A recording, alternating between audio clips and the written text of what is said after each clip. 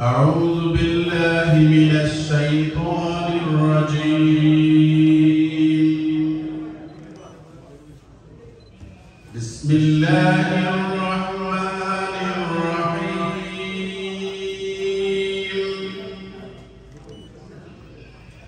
إن الله يأمركم أن تؤدوا الأمانات إلى أهلها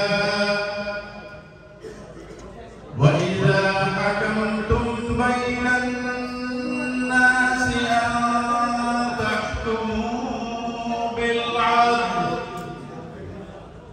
إن الله نعم ما يعظكم به إن الله كان سميعا بصيرا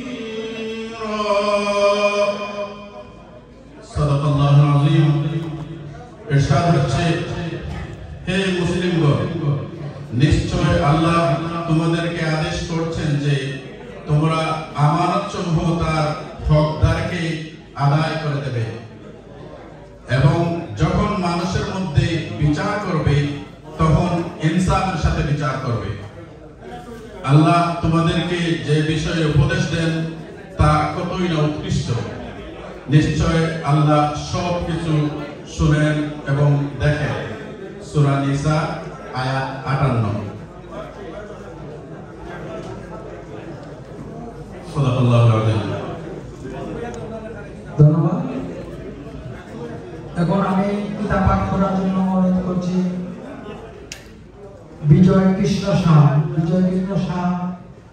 ওনাকে কিতাব পাঠ করার জন্য অনুরোধ করছি।